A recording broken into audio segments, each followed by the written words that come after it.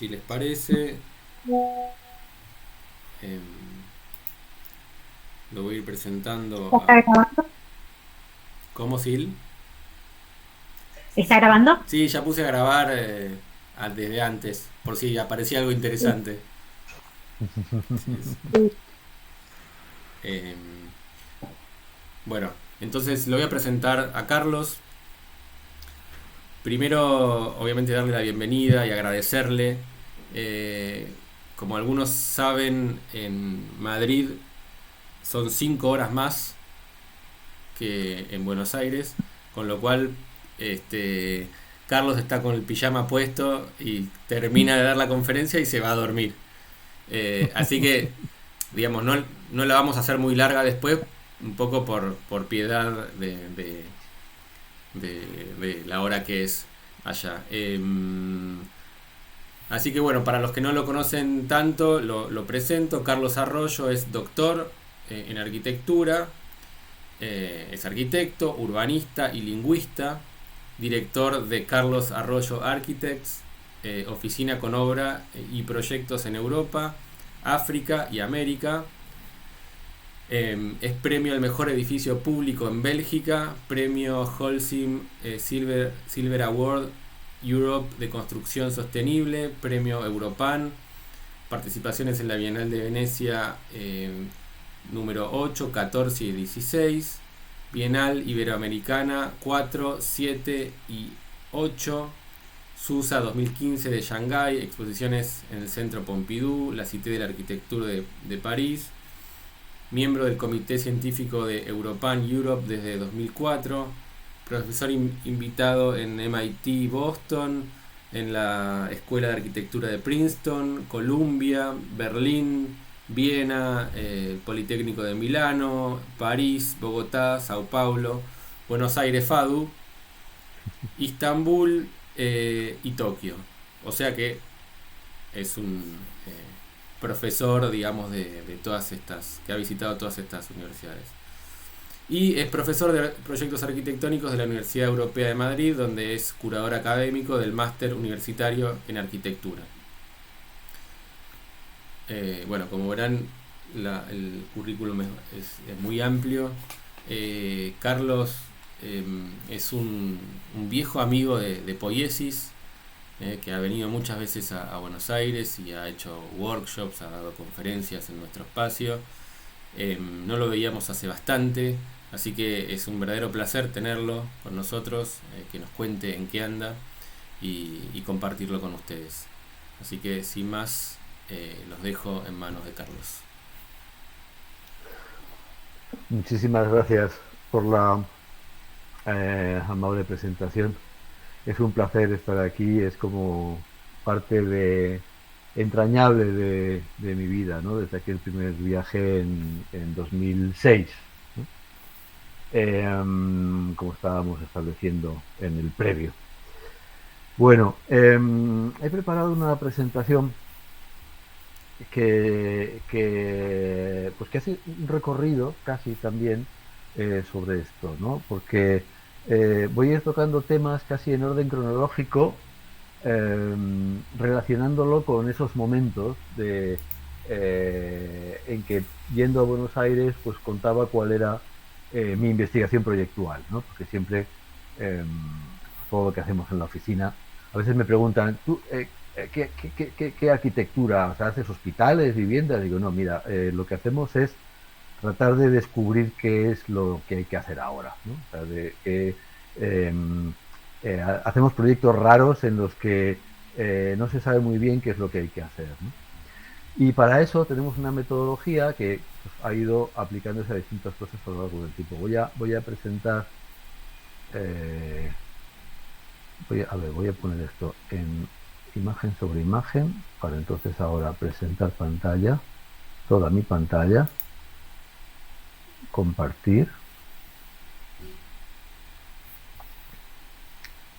y entonces salir a aquí, ocultar. Creo que estarán viendo como un escritorio blanco, ¿no? Sí, correcto. Vale, vale, pues El hilo de la presentación, o sea, voy a ir saliendo, cada una de estas cosas son proyectos, ¿no? O narrativas, ¿no? Esto de aquí abajo son narrativas de proyectos y estos son proyectos o obras concretas. Entonces voy a coger esta narrativa que es la de cómo cambiarlo todo, eh, que está preparada para explicar eh, por qué nuestro trabajo consideramos que consista en innovar o en investigar. Eh, y no es exactamente porque por una ansia de novedad o una ansia de originalidad, sino porque es necesaria una nueva arquitectura para una nueva sociedad. Porque todo está cambiando, porque la sociedad es distinta y la arquitectura tiene que encontrar la manera de facilitar esos cambios a la sociedad, no ser un lastre, no ser un corsé. Y lo tiene difícil porque la arquitectura es de los aspectos que más inercia tienen de todas las cosas que hacemos. Hay otras actividades, los humanos, quiero decir, hay actividades humanas que se adaptan muy bien a los tiempos. No tenemos más que ver que estoy haciendo una conferencia online en este momento. La primera conferencia online yo creo que vi, yo creo que fue hace como 10 años en México, era muy raro. Nos hemos adaptado, ¿no? Pero la arquitectura es mucho más estable, ¿no? Tanto en el hecho de que se construyan edificios que les cuesta cambiar, como que nos cuesta a los humanos cambiar la manera de pensar cómo han de ser los edificios. Entonces, por eso pensamos que tenemos no que cambiar la sociedad, sino cambiar la arquitectura para que sea posible para la sociedad cambiar tanto como quiere. En aquel primer workshop de modos de habitar en el 2006, eh, se hablaba de esto que vemos en pantalla, ¿no? Se hablaba de cómo la imagen de la derecha es una imagen claramente reconocible como de los años 50, ¿no? Creo que es de Norman Rockwell, y es la familia nuclear jerarquizada con 2,5 hijos, ¿no? A mediados del siglo XX era el modelo único de habitación, ¿no? De modo de habitar, ¿no? La imagen de la izquierda también es de hecho un piso como para ese tipo de familia, ¿no? Sin embargo, parece algo más genérico por algún motivo. No sé muy bien por qué. eh, Podemos considerar que la imagen de la izquierda es una planta de una vivienda normal, cuando la imagen de la derecha ya no es tan normal, aunque solo sea porque los dos, padre o madre, estén trabajando y ya por tanto no haya una de las personas de la familia dedicada a preparar ese pastel para esa comida, mientras que el hombre está mirando con aire de poseer una familia, así como muy orgulloso él de venir de un trabajo de oficina serio y tal, mientras que en casa están haciendo eso. Y la imagen de la derecha es una narrativa que está claramente anclada en la mitad del siglo pasado, ¿no? Y el de la izquierda no parece tanto y sin embargo corresponde a la coreografía de la vida cotidiana de esa familia. Es decir, que hay una cocina que está separada porque hay una persona, que en la imagen de la derecha es la mujer, que está trabajando en esa cocina y que de ahí sale para servir ese pastel, ¿no? A criaturas que están por aquí. Luego hay un dormitorio principal, siempre hay un número n de dormitorios secundarios. Es decir, que esto es una imagen de los años 50. Sin embargo, nuestros hogares, en ese estudio del que hablábamos en el previo, que se publicó en el Croquis en 2004, habíamos tratado de cartografiar las formas de habitar ya en aquel momento y veíamos que, bueno, pues la familia nuclear jerarquizada con 2,5 hijos pues no era lo más normal. Y de hecho vimos que el 56% de los hogares en ese momento no se correspondían con la manera de vivir en ellos. Estamos hablando de hace 20 años. Esto ha cambiado aún más y yo no me atrevo a decir un porcentaje eh, al azar, pero vamos, ha aumentado considerablemente, ¿no? Prácticamente todo el mundo vive en casas que no están diseñadas para la forma en que las viven. Entonces, en aquel momento, pues producimos algunos proyectos como este ecobarrio de Toledo, que estaba pensado para esa, casi como laboratorio de flexibilidad, ¿no? Me salgo de aquí y me voy a aquí, ¿no? Y cuento estas cosas que contábamos en aquella época y, y cuento brevemente estos tres tipos estructurales que planteamos en este ecobarrio. Eran, eh, ¿cuántas viviendas? Eran 60.000 metros cuadrados de vivienda y dábamos distintos grados de libertad a cada uno de los modelos estructurales, ¿no? Libertades longitudinales, libertades dentro de un volumen, libertades eh, en dos direcciones y no en una tercera. Y con estos grados de libertad dibujábamos en la zona de trabajo unas líneas virtuales en el suelo con distinto color que, como en una cancha de un polideportivo, eh, si elegimos seguir una línea verde, pues sabemos que las reglas son unas. Si elegimos seguir una línea azul, sabemos que tenemos que dar botes al balón con la mano, ¿no? Entonces, con ese sistema de reglas, y con una estructura organizada en bandas, ¿no? Bandas de espacios colchón, verde, terraza, luz, sombra, bandas de zonas estanciales más anchas y bandas de usos equipados como cocinas, aseos con tuberías, etcétera, ¿no? Guardando una proporción adecuada para que, cortando según las necesidades, el tamaño de las unidades habitacionales, tuviésemos una proporción adecuada de usos estanciales, usos equipados y usos colchón. Esto facilitado por una sección en la que, con unas vigas de canto, un cierto canto y así como longitudinales para poder saltar, meter unas instalaciones y unas tierras, ¿no? Y en cambio tener unas alturas de techo mayores en los espacios estanciales, que junto con lo que llamamos el moaré estructural, que es tener un módulo de pilares, una separación de pilares ligeramente distinta en cada viga, de tal manera que solamente coinciden en el extremo que no aparece en esta imagen y en el extremo que por el otro lado tampoco aparece en esta imagen, y para evitar tener como una línea de corte, ¿no? Para poder realmente cortar, si los pilares estuviesen alineados, tenderíamos a separar las viviendas en ese punto, ¿no? Y de esta manera poder organizar distintos tipos de vivienda, algunos muy normales. Este es el de una vivienda nuclear jerarquizada, ¿no? Este es un modelo NLDK en el que hay un dormitorio principal y unos dormitorios secundarios y tal, pero en aquel momento pensábamos que podrían aparecer, por ejemplo, este tipo de organización en la que hay trabajo, la zona de reunión puede compartirse entre el trabajo y el ocio, es decir, que se puede, por ejemplo, una pareja joven de arquitectos en ese momento pues podría vivir y trabajar en un sitio como este, y pensando también que al no tener estructura en medio y tener las instalaciones concentradas, sea fácil también cambiarlo en el futuro, de manera que, ¡pum!, haya cambiado, y hacíamos el juego de que esa pareja joven tenía hijos y tenía el estudio ya en otro lugar, y entonces se podía también avanzar en el tiempo, ¿no? Bien, me salgo de aquí de nuevo para volver a este sitio. Eh, eso es lo que llamamos estrategias borrosas, es decir, cómo lidiar con la multiplicidad de maneras de habitar en el mundo actual, cómo evitar encorsetar a los distintos modelos familiares en el modelo familiar de la vivienda del siglo XX, con una solución borrosa, una solución que nos sirva casi de laboratorio, ¿no? De cómo entender cómo es necesario vivir eh, en un laboratorio vivo en el que es la propia vivienda la que nos lo cuenta, ¿no?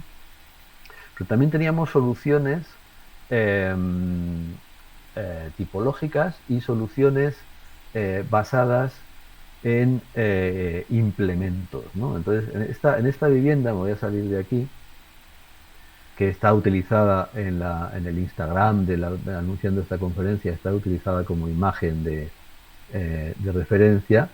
Eh, es una vivienda, es una rehabilitación de vivienda, este es el estado original, y aquí a la derecha vemos un primer proyecto muy moderno, muy avanzado, como se puede ver claramente, que fue rechazado por la ciudad, porque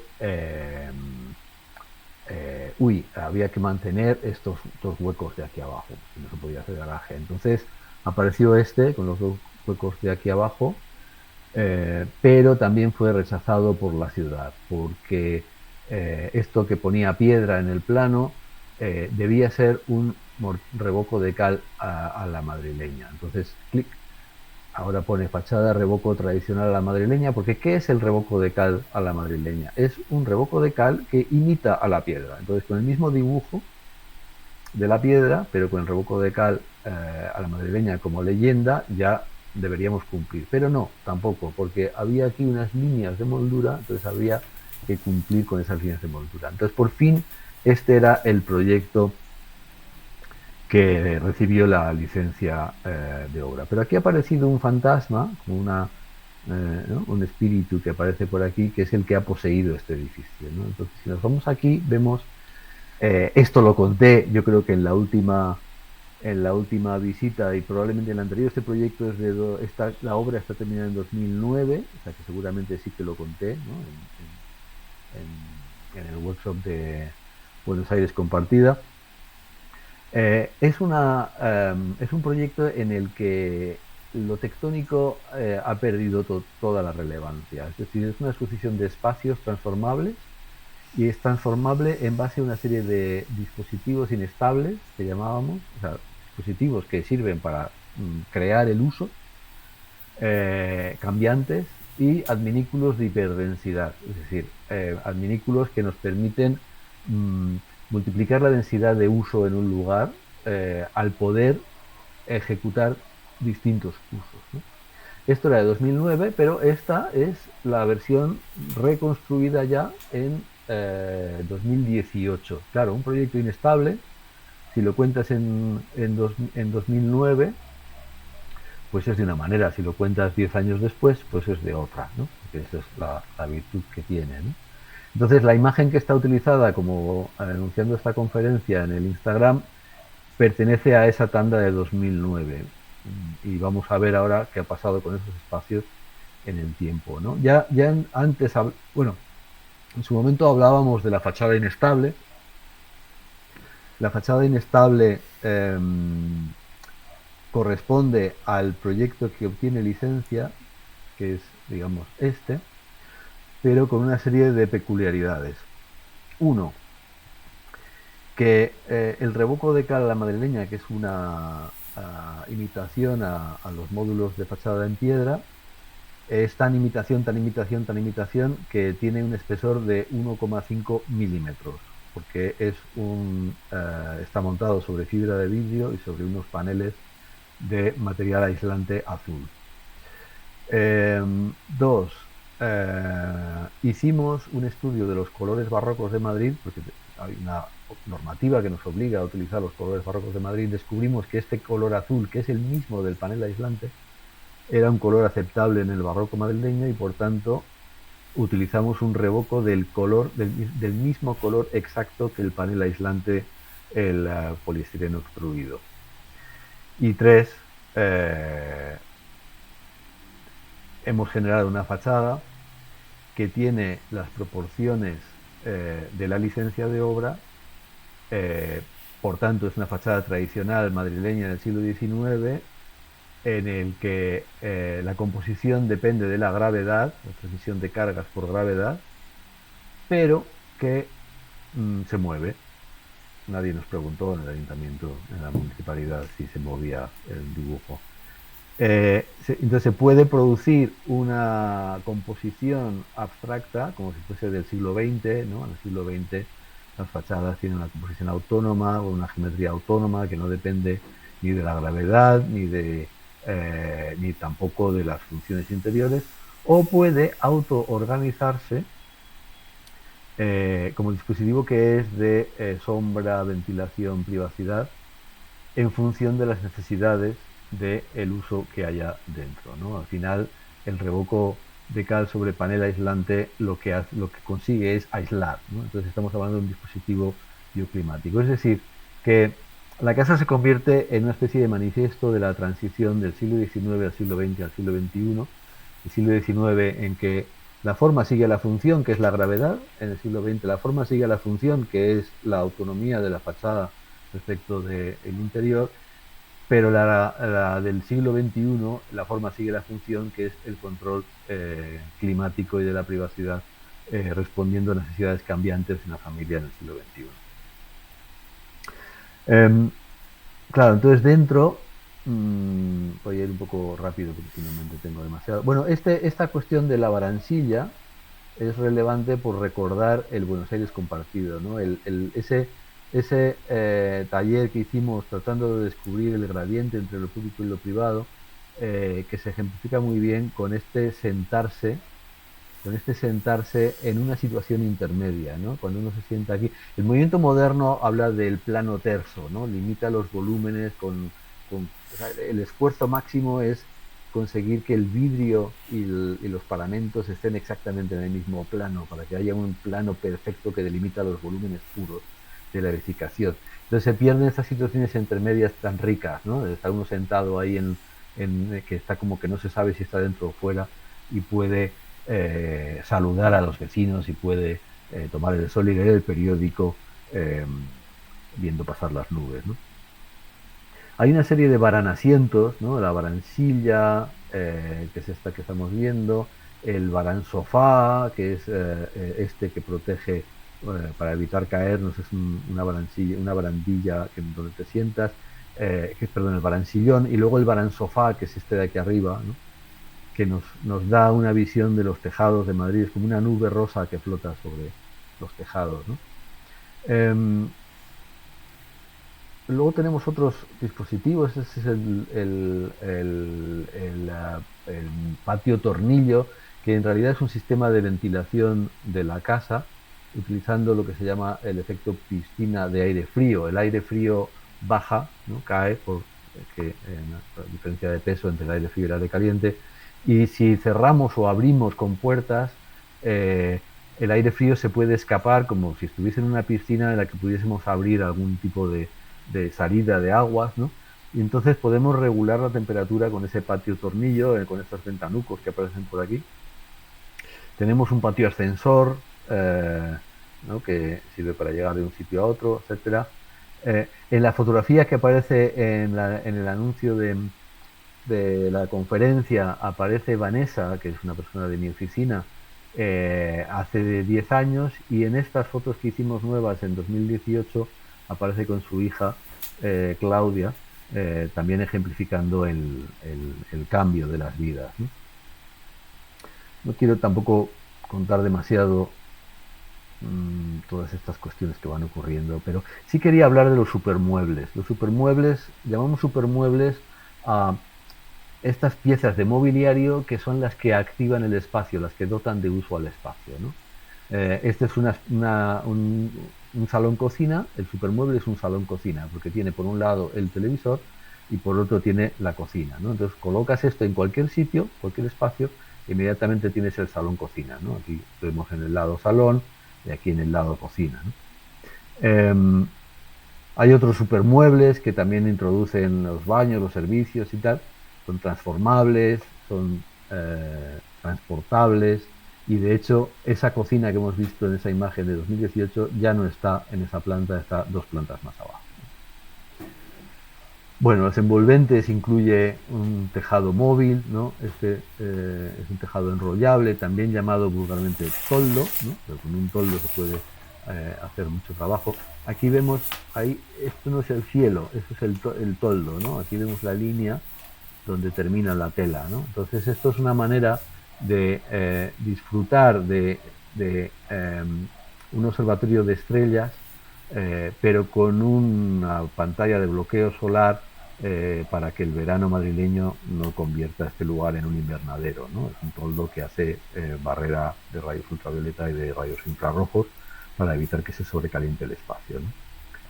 Eh, con esta estructura que prácticamente desaparece, ¿no? Los forjados tienen eh, 10 centímetros de espesor de suelo a techo, de suelo acabado a techo acabado, ¿no? Está hecho con tubos. Aquí vemos estos tubos estructurales que uno con otro hacen que desaparezca prácticamente la estructura, ¿no? Pero me salgo de aquí, tampoco quiero enrollarme mucho con esta historia. Vuelvo ¿a dónde vuelvo? Aquí. Eh, y bueno, son algunas aplicaciones de reformas de edificios. Este es un edificio en Madrid donde introducimos esta mutabilidad de los espacios que pueden ser dormitorios o pueden ser salones. También esto es un piso de dormitorio y medio, que es un piso que solamente que tiene un dormitorio y luego tiene otro espacio que puede servir de dormitorio los fines de semana en que esta persona tiene la custodia, porque se han separado, etcétera, ¿no? Este es otro reforma de otro edificio en el que los supermuebles son habitables, es decir, que entras dentro y es una cocina, ¿no? Esto es la tercera planta, esto es la sexta planta, otros supermuebles de otra naturaleza en los que tampoco quiero entrar mucho, ¿no? Entonces hay una cuestión, todo esto, a ver, todo esto ¿por qué? En el fondo el debate sobre las formas de habitar, pues en aquel workshop lo tuvimos en el año 2006. Hoy en día todo el mundo sabe que las familias han cambiado, aparecen artículos en los dominicales, en todo tipo de revistas, es decir, es del dominio público esta situación. Aparecen algunos ejemplos de vivienda y tal, pero el problema es que yo creo que no hablamos suficiente de ello, ¿no? O sea, se habla de los modelos de vivienda, pero no se habla tanto de cuál es la arquitectura necesaria para ellos, ¿no? Entonces organizamos en nuestra universidad un debate abierto sobre qué puede ser la vivienda que ahora no es.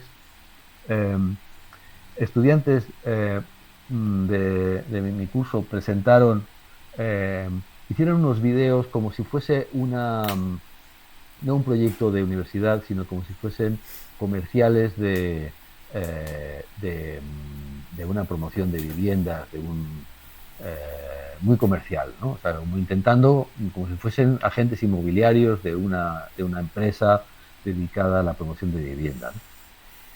Y entonces, pero claro, eran formas de evitar diferentes, ¿no? Esto se presentó públicamente y parte del ejercicio consistía en que antes de empezar el evento, cuando iban entrando las personas en la sala, los propios estudiantes hacían una encuesta a los que iban entrando, ¿no? Entonces les preguntaban, ¿viviría usted en un edificio con apartamentos cuasi independientes, con solamente una estación de desayuno, o sea, no una cocina completa, sino una cosa muy pequeña, pero que tuviese espacios compartidos de salón, de cocina, de una sala de cine? Y la respuesta pues podía ser, pues, ¿compartido? No, yo compartido nada, muchas gracias, no, no, no. ¿O viviría usted en un sitio, tiene usted hijos? Sí, pues donde hubiese un espacio guardería dentro del edificio, donde organizándose entre las distintas figuras paternas, maternas, se pudiese cuidar de hijos de los otros, etcétera, para que en lugar de asumir que hay alguien que se queda en casa con las criaturas o se lleva a una guardería que está lejos, el propio edificio esté equipado con un espacio para la autoorganización de las familias con esto.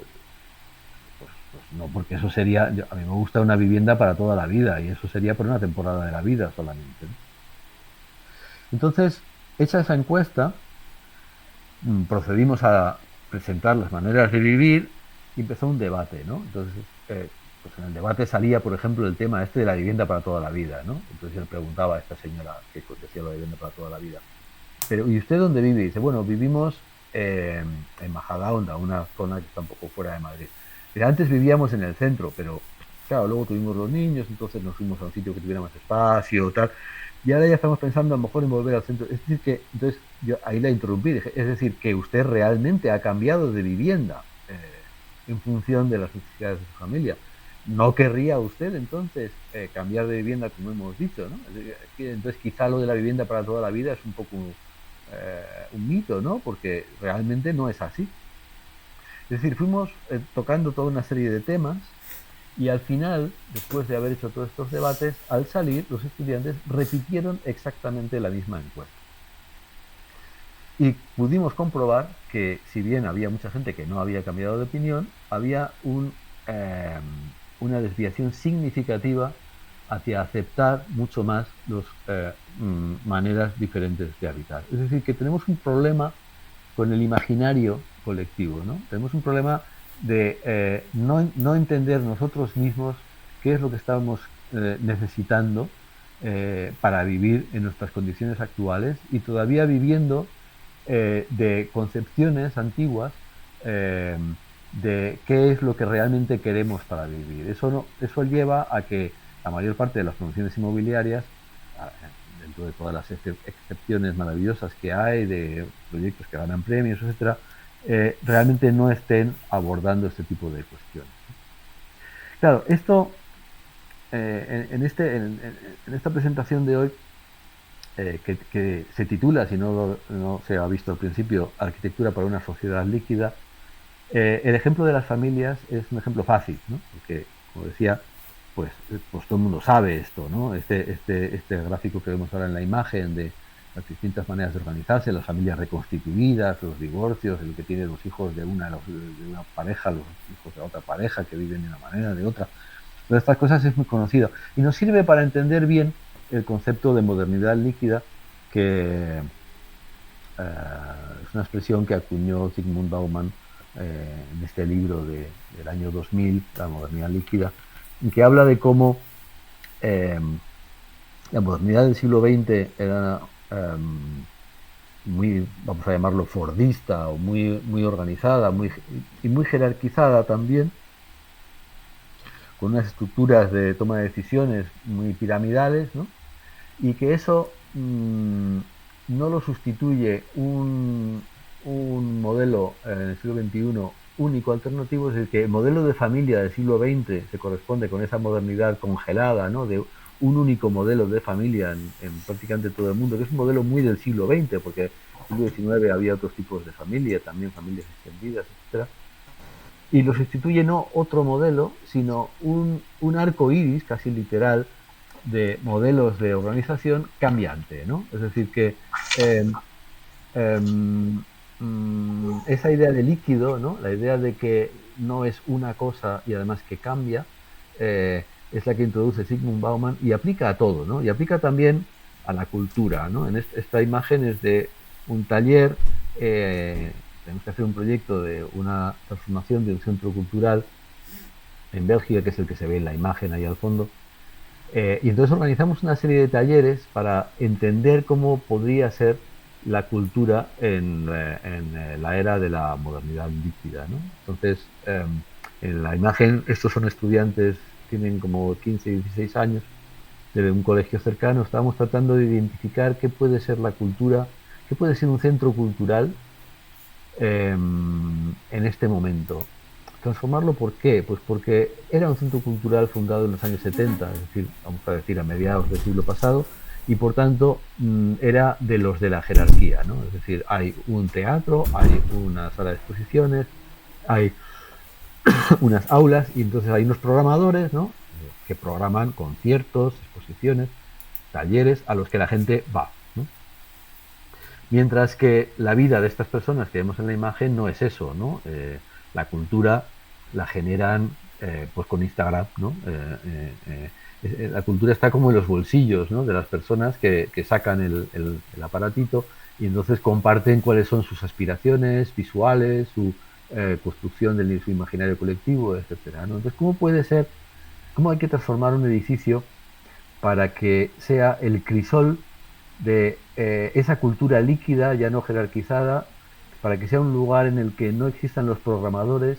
Entonces dimos la vuelta al edificio, ¿no? Entonces convertimos los pasillos en el lugar donde ocurren las cosas, pusimos a los programadores en el último rincón para conseguir que la accesibilidad visual, no la accesibilidad de las rampas, sino la accesibilidad a lo que esté ocurriendo, sea directa y sea pública, ¿no? Entonces, en la ceremonia de inauguración, bueno, a mí me gusta mucho el detalle que no tiene nada que ver con nuestro proyecto, pero el detalle de que estas son las antenas de telefonía móvil, es decir, que el centro cultural es el soporte o casi como que el nodo de un sistema de comunicaciones. Esto es totalmente azaroso, esto es simplemente que era el edificio más alto de la zona y entonces la compañía de teléfonos alquiló este espacio para tener aquí las antenas. Pero digamos que nos pudimos apropiar de ello, ¿no? Entonces, incluso pusimos luego también algún cartel que es como texto superpuesto, ¿no? Como si fuesen tags de unas stories, ¿no?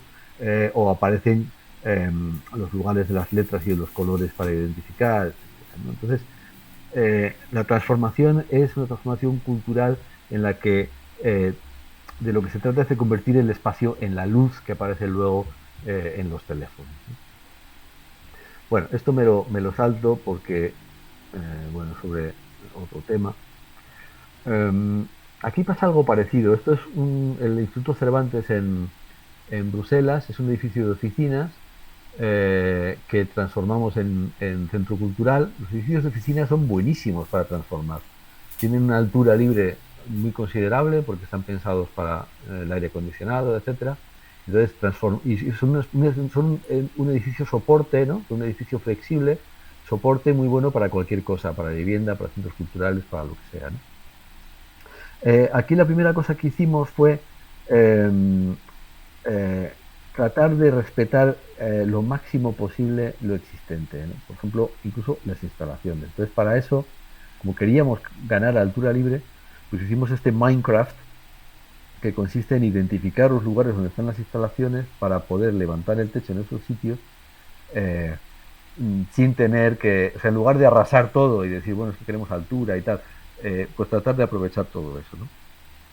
La otra cuestión importante, me voy a ir para atrás, era que la actividad cultural del centro estuviese en la calle, es decir, que en la propia, en el propio escaparate de la acera es donde se ve qué es lo que está ocurriendo, si hay un cine, si hay concierto, la biblioteca. En la propia biblioteca tiene una sala de lectura que es el escenario, es decir, que donde ahí ahora el concierto también hay sofás y se puede leer los libros, y todo esto se ve desde la calle, es decir, uno pasa por la calle y ve lo que ocurre, ¿no? Entonces esa inmediatez de la pantalla, ¿no? También de hacer visible lo que está dentro, ¿no? Pero luego hay otras cuestiones que no tienen nada que ver con esto, que es cómo se enseñan los idiomas, ¿no? Vimos que en el antiguo edificio del centro cultural habían tratado, eran aulas cuadradas, pero habían tratado de poner las sillas como contra las paredes, era muy incómodo, porque claro, sillas, a tratar de hacer un círculo con paredes rectangulares es muy complicado, ¿no? Pero es como que los profesores necesitaban que hubiese un contacto visual directo entre sus bocas y los ojos de los estudiantes y viceversa, ¿no? Porque el idioma lo aprendes viendo y lo aprendes oyendo, ¿no?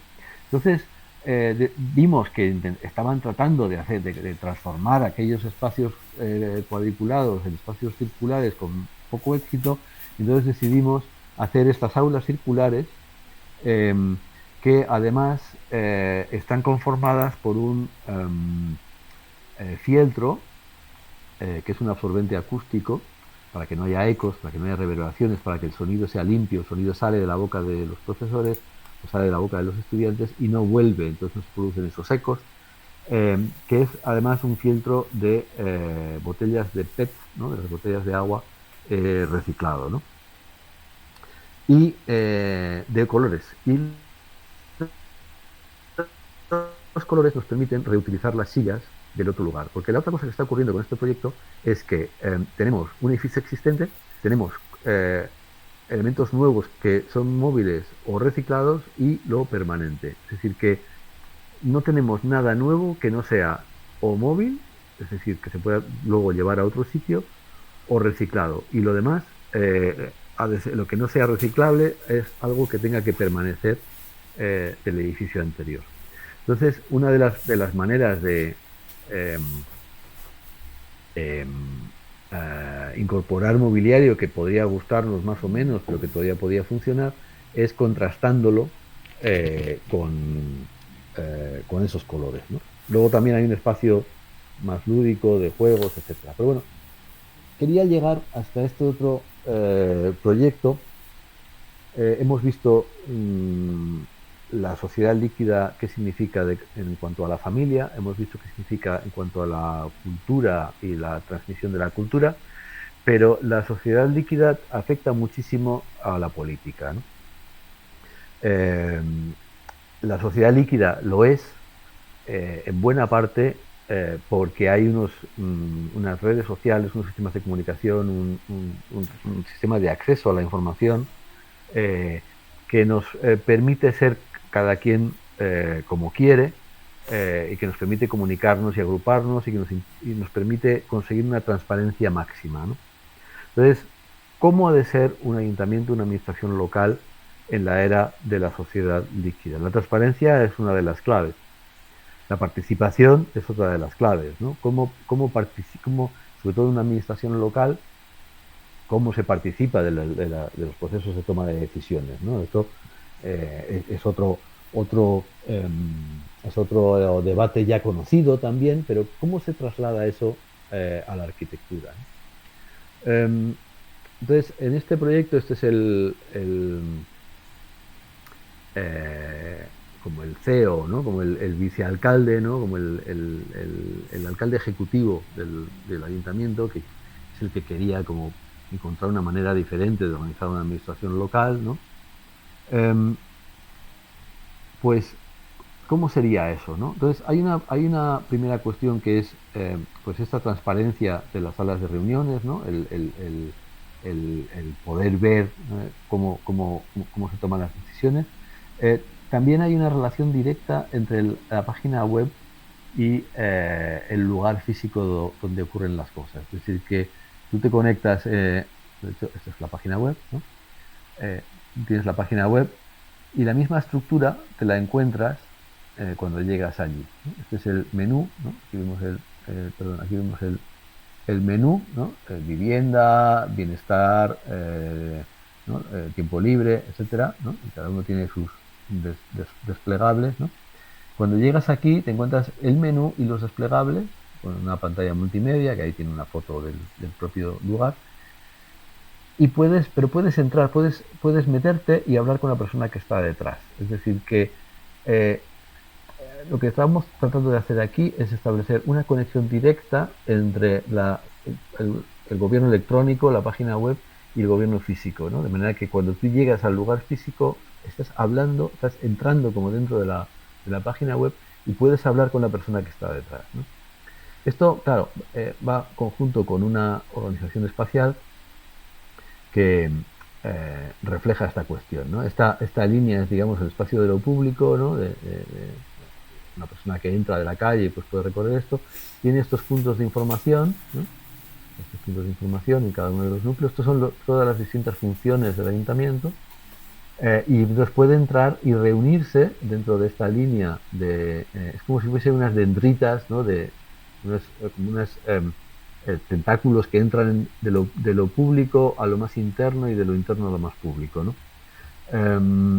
Entremezclando el trabajo de oficina del ayuntamiento con la atención al público. Entonces, el público puede llegar a hablar directamente con la persona que se ocupa de la cosa que le afecta, ¿no? Bueno, el ayuntamiento tiene otras funciones por aquí, pero hay otra que yo creo que es interesante, que es esto de aquí, que está en lo público. Este es lo público, ¿no? Voy a volver para atrás. Esa foto es de esta zona de aquí. Aquí. Vemos estas farolas y ahora vemos estas farolas que estaban ahí en esta otra de aquí y vemos la sala de reuniones. Voy a volver aquí, la sala del Consejo de la Ciudad, que está, como vemos, totalmente visible desde el espacio público, pero incluso desde la calle. Esto es un carril bicicleta que utiliza la gente de allí. Este banco, uno se puede sentar en él, este banco uno se puede sentar en él y la puerta está abierta. Es decir, que la reunión del pleno del ayuntamiento es pública y cualquier persona puede entrar, sentarse y escucharlo. Incluso puede quedarse fuera y ver el PowerPoint. Aquí hay una pantalla enrollada que baja el PowerPoint y el proyector está como por aquí detrás. Puede ver el PowerPoint que se está presentando. Esto, que es eh, respuesta no ya a un deseo sino de la población, sino a una ley que existe ya desde hace tiempo en Bélgica. Eh, a ver, desde hace tiempo en Bélgica cualquier persona tiene derecho a asistir a las reuniones del ayuntamiento, pero no lo hace. ¿Por qué? Porque las reuniones del ayuntamiento son en la segunda planta de un edificio del siglo XIX, en unas grandes escaleras, llegas al final de la escalera, hay una puerta enorme de madera que cuando intentas abrir hace ruido, molesta, asoma, te asomas y hay una sala enorme con retratos de hombres que miran desde arriba, que son todos los antiguos alcaldes del pueblo, da mucho miedo, entonces pues como que nadie lo hace, ¿no? En cambio, este salón de plenos está en mitad del espacio público, es transparente y además uno entiende rápidamente que es el mismo banco que hay fuera y por tanto puede sentarse. Este es un caso en el que la arquitectura que había no estaba permitiendo satisfacer esas necesidades o posibilidades o deseos de la sociedad que ya se habían plasmado en una ley que permite acceder a estos lugares, pero que no se habían plasmado todavía en una arquitectura que permita la participación ciudadana en las reuniones municipales. Entonces, por esto es por lo que a mí me parece tan importante insistir en que la investigación proyectual en nuestra oficina y la innovación proyectual no es por la innovación en sí, sino para responder a estas necesidades no satisfechas, que si seguimos haciendo la arquitectura preconcebida que se viene haciendo, no se satisfarán en ningún caso, ¿no? Y es que todo está cambiando, también está cambiando el clima. Y utilizo el mismo proyecto para preguntar si estamos cambiando suficientemente rápido. Porque este proyecto es una rehabilitación de una fábrica de Coca-Cola, ¿no? Este es el exterior. Aquí la pregunta, ¿no? Viendo estas bóvedas y tal, uno se pregunta esto, pero esto por fuera como es, bueno, pues es así, ¿no? Y es una nave de una fábrica de Coca-Cola que hemos pintado de azul. En la zona de delante hemos tensado esa tela, es una tela mosquitera que está impresa desde el lado exterior. Desde dentro no se ve tela, desde dentro, como es una especie de mosquitera, se ve la vista perfectamente, pero desde fuera se ve como esa vegetación, ¿no? Para transformar, este es el municipio, aquí es donde estamos, transformar esta fábrica de Coca-Cola. La imagen que vemos es de cuando todavía era fábrica de Coca-Cola. Vemos son camiones trailer que salen, ¿no? Entran y salen por aquí. Aquí es donde pesan los camiones para saber cuánta Coca-Cola llevan y por aquí salen, ¿no? Estos son 120 metros de longitud. Estos son 90 metros, 120, o sea, 90, 120, 120 más o menos. Estos son 30, ¿no? Por 90. Estos son 4 hectáreas. Claro, una fábrica de Coca-Cola. ¿Qué es lo que tiene una fábrica de Coca-Cola que nos puede interesar? En el concurso, pues había otras propuestas de concurso, pues que quizás reciclaban el metal, la estructura metálica, o que para algunas de las funciones de la municipalidad, como cosas como los garajes o algunos talleres, pues conservaban una parte, ¿no? Algunas de las crujías de esta nave, pero nosotros veíamos aquí algo realmente valioso, ¿no? Aquí veíamos una solera de cimentación con capacidad de carga industrial, 3 toneladas, capacidad de carga de 3 toneladas por metro cuadrado, ¿no? Pales de Coca-Cola, podéis imaginarlo, con su saneamiento, una estructura en su lugar, ¿no? No hierro, sino como la diferencia entre reciclar el vidrio de la botella o reutilizar una botella, ¿no?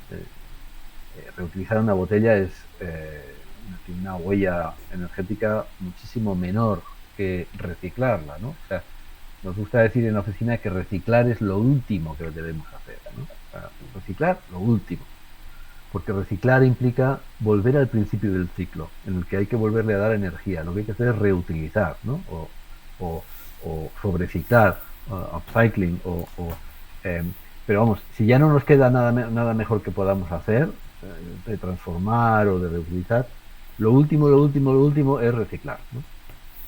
Obviamente no vamos a tirar nada en un vertedero a estas alturas. Entonces queríamos reutilizar esos espacios, esas estructuras en su sitio, no reciclarlos.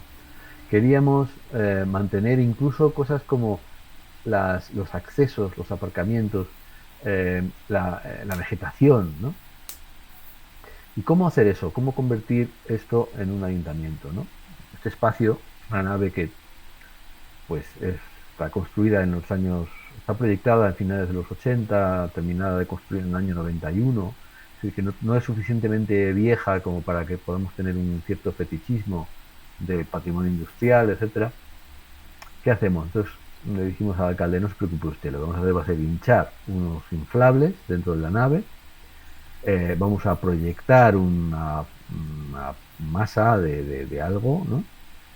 Para que se quede como rígido. Entonces vamos a tener unas cáscaras que vamos a poder manipular para ahí dentro pues hacer el ayuntamiento, ¿no? Gran mérito del alcalde, que dijo, vale, venga, vamos a ello. Bueno, no fue tan fácil, pero se inventaron una serie de fases del concurso en el que yo tenía que demostrar que esto era posible y tal, ¿no? Esta imagen, que fue portada de la revista Arca ahí en Buenos Aires, pues habla de cómo ese espacio industrial puede transformarse en un espacio de celebración de la función social de un ayuntamiento, ¿no? Ese ayuntamiento y centro cívico. Si vemos esto en movimiento,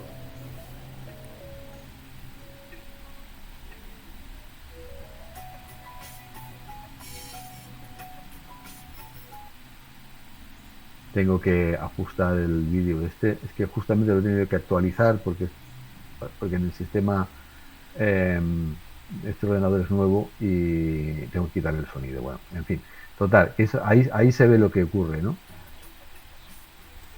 Es el mismo suelo,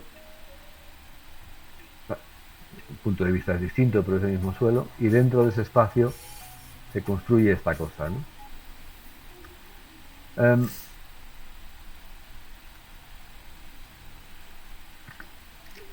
A mí esto, ya estamos hablando de reutilizar. Con este proyecto he tenido varias situaciones como iluminadoras, ¿no? Una es que hay quien dice, vaya ayuntamiento, se ve que tienen dinero los belgas, ¿no? Esto costó una tercera parte en euros por metro cuadrado, una tercera parte de los euros por metro cuadrado de un edificio normal. O sea, si se hubiese realizado otras de las propuestas de concurso que no reutilizaban la nave, el precio por metro cuadrado habría sido el triple, el normal. Claro, es una tercera parte, ¿por qué? Porque ya tenemos estructura, ya tenemos suelo, solamente estamos construyendo estas cosas que costaron a 100 euros el metro cuadrado. Los clústeres, los módulos de las oficinas, etcétera, son módulos de oficina, son particiones de oficina. Es decir, estamos eliminando una parte muy importante del presupuesto, ¿no? Toda la base de construcción del edificio. Para mí, si queremos construir de manera responsable con el reto que tenemos del cambio climático, tenemos que minimizar la huella de carbono, y la huella de carbono es energía y la energía es dinero. Es decir, que si queremos ahorrar energía y huella de carbono, tenemos que ahorrar dinero. Si no ahorramos dinero, no estamos ahorrando energía. Esto es para mí es algo absolutamente importante, ¿no? O sea, quien diga que vamos a ser sostenibles, claro, nos cuesta un poco más, mal. Si nos cuesta un poco más, mal. Porque eso quiere decir que hay más dinero en máquinas, en lo que sea, ¿no? Tiene que costarnos menos para que realmente sea menos energía y menos, por tanto, menos huella de carbono. Esto es una cosa. Y la otra cosa es, este ha tenido dos de los premios que ha mencionado Federico en la presentación, son para este edificio, pero hay uno que no tuvo. Y un miembro del jurado me llamó, ¿no? Me dijo, pues fíjate, es que al final ha ganado otro proyecto, porque claro, este realmente es el que está haciendo algo útil reutilizando un edificio, pero no parece reciclado, es como nuevo. Entonces no parece sostenible, ¿no? Entonces ganó un proyecto que estaba construido con aspas de generador eólico reutilizadas, ¿no? Una cosa completamente absurda. O sea, era una guardería hecha de palas de aerogenerador.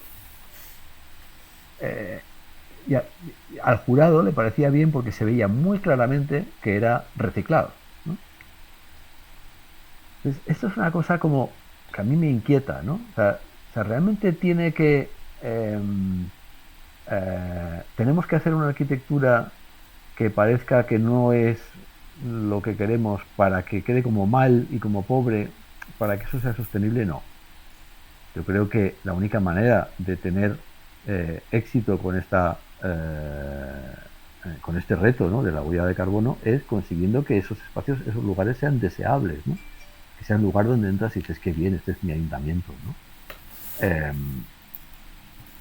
Y consiguiendo efectivamente reducir esa huella de carbono, porque no sabemos qué huella de carbono tuvo hacer un edificio con palas de aerogenerador, que hay que transportarlas, hay que colocarlas.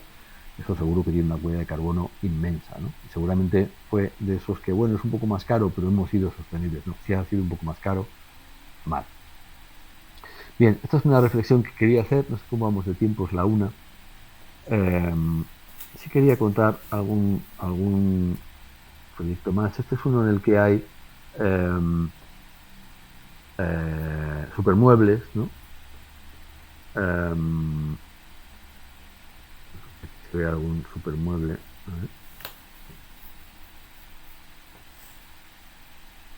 Esto es un centro para la transformación de una zona de la ciudad de Roubaix en un lugar para la economía circular.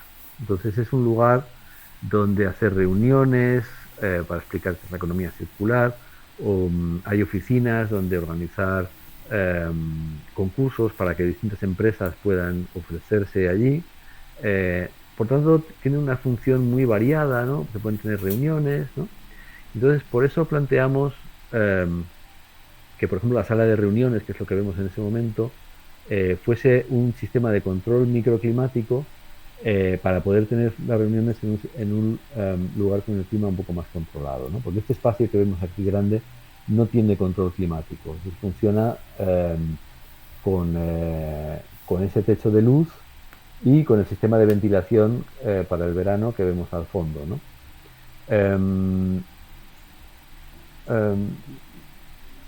Entonces vemos que hay una serie de cosas que se mueven. Ese es el supermueble oficina. Es una oficina que se crea simplemente enchufando eso. También tenemos el supermueble cocina, ¿no? Tenía una foto del supermueble cocina. Y una cosa importante es que bueno, fue el primer edificio certificado como Cradle to Cradle, ¿no? Cradle to Cradle, no sé si está todo el mundo familiarizado con el concepto. Cradle to Cradle es de la cuna a la cuna, es proyectar pensando en la segunda vida que vayan a tener las cosas, ¿no? O sea, no pensar en el ciclo de vida como de la cuna a la muerte, que es el reciclado, sino pensar de la cuna a la siguiente cuna, ¿no? Entonces, pues eso nos lleva a una serie de toma de decisiones, como que los inodoros sean secos, son los que generan la imagen del edificio, ¿no? Los inodoros, ¿no? Estos son eh, separadores de líquidos y sólidos y sistemas de aireación y de calentamiento solar para secar la parte líquida y que por tanto no huela, ¿no? La madera está diseñada para ser desmontada y puede ser remontada, reensamblada como viviendas.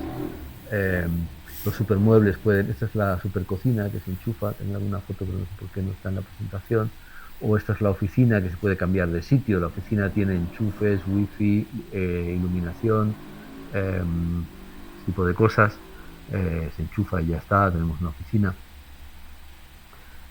Claro, esto es un libro de instrucciones en el fondo, es decir, que está en el edificio, en la entrada. Es decir, que cuando hacemos un edificio que funciona de forma distinta, tenemos que explicar el funcionamiento. De nuevo, tenemos que hablar con la gente que lo va a utilizar, tenemos que explicar cómo funciona un inodoro seco, porque nadie tiene por qué saberlo, ¿no? Cuando aparecieron los inodoros de agua, pues también había que explicarlos, ¿no? Porque la gente no tenía costumbre, entonces no sabía que tenía que tirar de una cadena o tenía que hacer estas cosas. Entonces, cuando introducimos estas cosas tenemos que hablarlas también, porque al final hay que normalizar maneras diferentes de hacer las cosas, ¿no? Aquí tuve un problema muy curioso. Para que esto sea de la cuna a la cuna, la madera no puede tener productos químicos, ¿no? Entonces los detalles constructivos están pensados para que la madera sobreviva bien sin necesidad de productos químicos, pero un día llegando a la obra me encuentro que están descargando unas maderas que son amarillas, ¿no? Y digo al señor que está descargando, digo, pero estas maderas están amarillas. Y el hombre con una sonrisa de oreja a oreja dice, sí, olvidaron ustedes poner el protector químico en la madera. Pero como a mí me gusta hacer las cosas bien, yo le he dado el producto químico a la madera y no se lo voy a cobrar. Se las tuvo que volver a llevar, porque si poníamos productos químicos no conseguíamos la certificación Cradle to Cradle. Es decir, que el señor tenía una idea de qué era lo bueno y estaba dispuesto a sacrificar parte de su beneficio industrial para hacerlo como él consideraba que era realmente bueno, ¿no? Y se encontró con que lo que él estaba haciendo para mí era pecado mortal, ¿no? Entonces, claro, ese señor no había recibido la información adecuada, ¿no? Así que de nuevo hay que hablar estas cosas eh, para que pueda llegar a conseguir hacerse, ¿no? Bueno, esto me lo voy a saltar, es una fábrica de champiñones en Ruanda. Sí quería contar algo de este proyecto que está en construcción ahora mismo. Bueno, me temo que la construcción está parada por el aumento de precios que ha habido este año, pero espero que se retome próximamente, que son unas oficinas en Ruanda, ¿no? Em, ¿Qué hora es? 1:05. A ver, voy a contar, yo creo que dos cosas. Una sobre la orientación.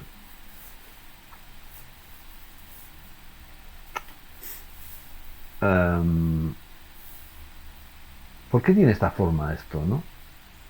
¿Por qué es así, tan como esta forma como redondeada, no? Es porque voy a salir de aquí y voy a ir a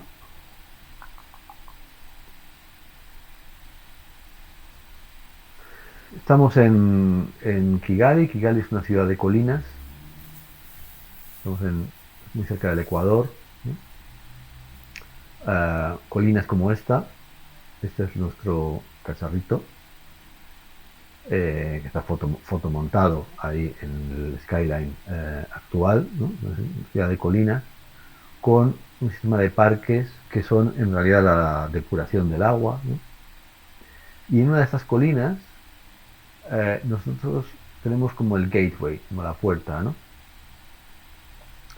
Y ese sistema de parques de depuración quiere decir que el agua que sale de los edificios tiene que estar medio limpia y por tanto tenemos un ciclo del agua dentro del edificio que no voy a explicar con detalle, pero que utiliza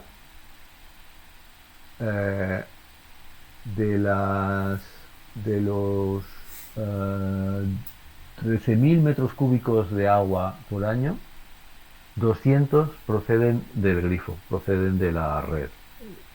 Es decir, un porcentaje ínfimo del agua que necesita el edificio viene de la red, el resto viene de limpiar el agua del propio edificio y de capturarla de, de la lluvia, que en Kigali tiene sentido porque la superficie de la cubierta puede capturar suficiente agua como para que sea significativo, y utilizando la propia fachada, la irrigación de la propia fachada como sistema de limpieza terciaria y que llega a los wetlands, que son el sistema de limpieza final del agua,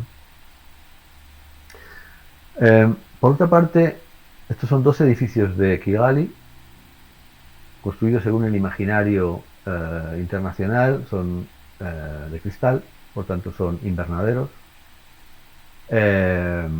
Los invernaderos en el Ecuador son una pésima idea. Sí que están provistos de ventanas, ¿no?, para ventilar, pero el polvo en Kigali es muy importante. De hecho, en esta imagen se ve que esa ventana la he intentado limpiar alrededor, sacando el brazo por la ventana, y luego han como dado la vuelta para limpiar un poco por aquí, no han llegado bien, ¿no? Entonces, porque al principio veíamos esta imagen del edificio de cristal con ventanas abiertas y pensamos que a lo mejor había que hacer un edificio peludo, ¿no? Un edificio como con escamas que se abren, ¿no?, para ventilar, etcétera. Pero luego vimos el polvo y pensamos que no es buena idea que las oficinas se les llene de polvo todo, ¿no? Entonces, nos fijamos en cómo funciona la orientación. Estamos en el Ecuador, es decir, que el Sol en diciembre tiene una orientación con un ángulo de 23 grados y en julio tiene en la otra orientación con un ángulo máximo de 23 grados. Y el Sol es siempre muy vertical, ¿no?, todo el año. Entonces, por tanto, tenemos que proteger mucho el este y el oeste, además de la cubierta, y podemos poner viseras. Bueno, con las viseras es muy fácil proteger en ambas fachadas, tanto en la norte como en la sur, de la incidencia solar. Pero para esto tenemos que hacer un edificio cúbico orientado exactamente norte, sur, este y oeste. Pero la vida no es así. De hecho, nuestro solar está orientado de esta manera, ¿no? Entonces, lo que decidimos fue modificar la orientación a medida que ascendemos las plantas para conseguir en las plantas más altas, que es una de las posiciones mayor, conseguir la orientación perfecta y de esas 8 fachadas que nos salen, también proteger con estas piezas prismáticas del naciente y del poniente, que como vemos en esta planta de aquí, son opacas estas cajas a poniente y a naciente, para dar sombra a estas fachadas raras, ¿no? Entonces, por eso nos queda esta forma, ¿no?, con estas cajas que sobresalen. Pero claro, eso es una torre, ¿no? Entonces, de oficinas. Entonces, las vistas son importantes. Entonces, hay que permitir un cierto porcentaje de visión, ¿no?, para que uno se sienta como en un edificio en altura, ¿no? Entonces, hicimos una búsqueda de equilibrio para colocar estas cajas y para colocar otras protecciones solares, una búsqueda de equilibrio para conseguir la forma óptima de estas dos torres, pues utilizando obviamente las hopper, que es lo que hay que utilizar, ¿no?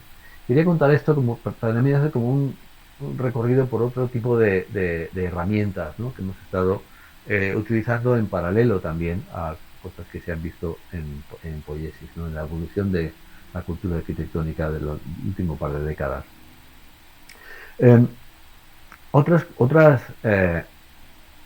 cosas a tener en cuenta en el proyecto es buscar que la manufactura sea local, ¿no? ¿Cómo conseguías un edificio de oficinas en el centro de África minimizando las importaciones? Entonces, aquí en esta sección se ven varias cosas. Se ve una carpintería de madera hecha localmente con no un vidrio, sino una lámina de acrílico, ¿no?, que es muy ligera, no se rompen en transporte, no necesitas tener vidrios dobles, es un vidrio muy sencillo. Pero claro, en un edificio en altura eso es peligroso porque ¿no? Te puedes caer y tal. También estaba el problema de la limpieza. Hemos visto cómo intentaban limpiar una fachada de cristal. Ese edificio donde hemos visto la limpieza tiene una góndola de limpieza, pero es necesario personal especializado para utilizarla, que no existe. Entonces tenemos que poder limpiar los vidrios por fuera. Entonces aparecen estas pasarelas para limpieza, que son las que también tienen la plantación, que trepa sobre una malla de cable de acero inoxidable. Entonces, lo importado aquí es el cable de acero inoxidable, que es muy ligero, se enrolla y toda la fachada de un edificio cabe en un contenedor marino. Y el acrílico, que se puede transportar, el vidrio es muy delicado de transportar, entonces requiere unos sistemas de protección, etcétera. En cambio, el acrílico es facilísimo. Entonces, también cabe en un contenedor el acrílico. Tenemos un sistema, se ven unos círculos por aquí, un sistema de ventilación de la estructura, porque tenemos un sistema de climatización por enfriamiento nocturno que enfría esa estructura, ¿no? Entonces estoy explicando toda una serie de cosas que componen este diseño de fachada, ¿no? Minimizar las importaciones, permitir la limpieza, permitir que en lugar de importar perfiles de aluminio de China, pues se haga con producción local, facilitar las tareas de mantenimiento, tener protección solar también producida in situ, tan producida in situ que se cultiva ahí mismo. Están ya preparadas para colocarse las plantas de fruta de pasión, de maracuyá, para que el cuidado de esta fachada también produzca una renta, ¿no? Esta es una fachada que es producción de fruta de pasión. Y tenemos una estructura que es de hormigón.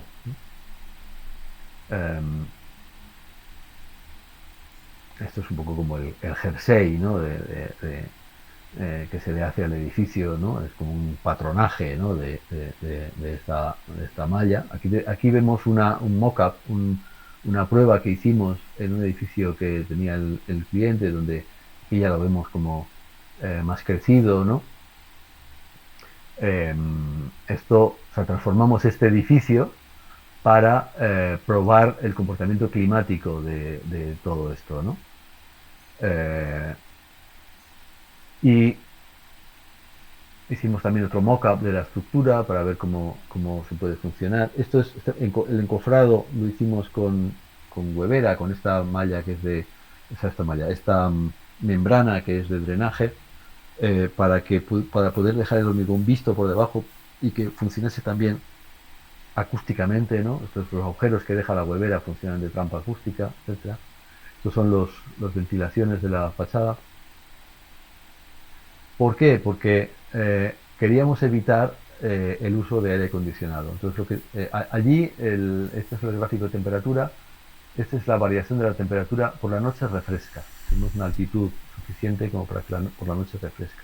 Entonces, si conseguimos la protección solar que nos evite el gran calor del mediodía y también almacenamos el frío de la noche y enfriamos la estructura como un hielo, incluso enfriamos 40 metros cúbicos de agua en el sótano durante la noche para refrescar, para ventilar a través de esos sistemas, de esos dobles sistemas de circulación de aire a través de la losa, podemos mantener el edificio frío con un 17% de la energía que se utilizaría en un edificio equivalente, ¿no? Entonces este edificio utiliza un 17% de la electricidad de un edificio equivalente.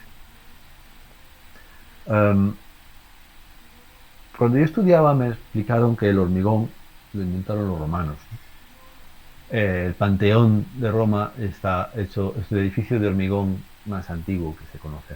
No es hormigón armado, es hormigón, pero en masa, pero es hormigón. Los romanos utilizaban cenizas volcánicas, lo que se llaman puzolanas, por el pueblo de Pozzuoli, de Nápoles, donde estaban los depósitos que más utilizaban. Entonces yo eso se lo conté a mi cliente, ¿no? Y eh, empezamos a buscar depósitos. Ruanda es un país volcánico. Entonces empezamos a buscar depósitos de cenizas volcánicas. El cliente encontró 7. Hicimos los ensayos en España para ver cuáles son las cenizas que podían valer mejor. Y este es el primer cemento natural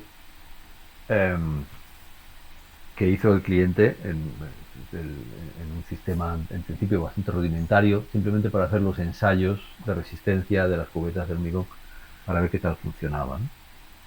El hormigón es roca deshidratada, es como el Nescafé, como el café en polvo, pero roca, ¿no? Entonces, igual que el café en polvo le añades agua y tienes café, malo, ¿no? Pero café. Eh, el cemento es roca que ha perdido su hidrógeno y su carbono.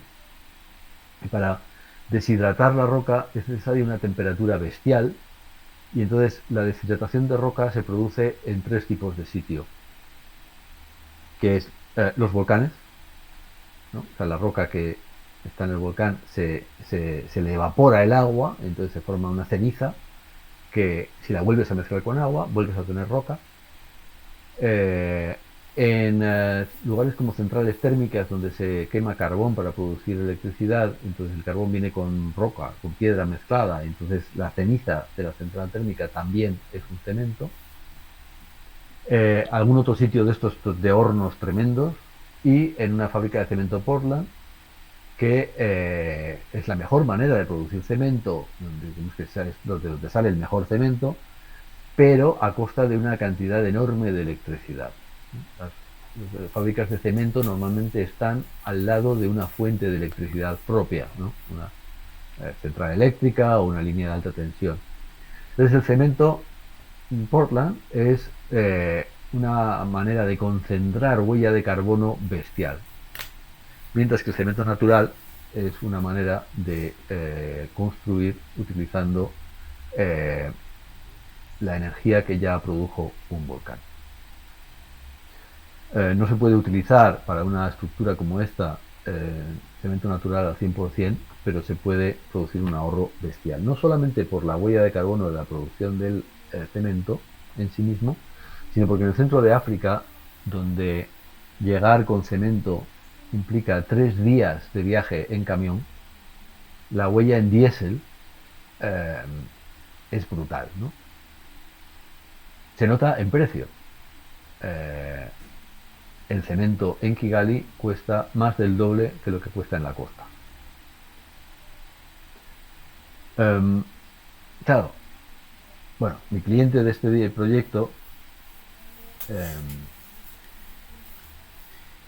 es muy gracioso, ¿no? Entonces, en un evento le preguntaban, entonces, usted pidió que Carlos Arroyo Architects le hiciese un edificio verde, ¿no? Y él contestaba, no, no, yo le pedí que hiciese un proyecto, un edificio que fuese barato de construir, barato de mantener y del que mi familia pudiese estar orgullosa. Y resultó que eso era un edificio verde. Y eso es la cosa, ¿no? Claro, verde, ¿qué significa verde, no? La plantación de fruta de pasión, pues había que elegir qué tipo de flores, etcétera. Y entonces hemos elegido unas que la flor es naranja. Para que cuando florezca y sea naranja, yo pueda decir, ¿veis ese edificio naranja? Pues es verde. Porque la verditud no está en las plantas. Las plantas no están aquí para que el edificio sea verde. Las plantas están aquí como manera de protección solar, manera de limpieza de agua, manera de conseguir un equilibrio entre vistas y equilibrio térmico, y no para que el edificio sea simplemente verde. Y yo creo que voy a parar aquí, porque si no, no termino nunca de hablar. Muchas gracias.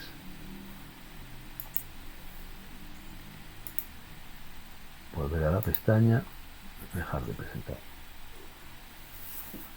Bueno, fue un gran remate este proyecto.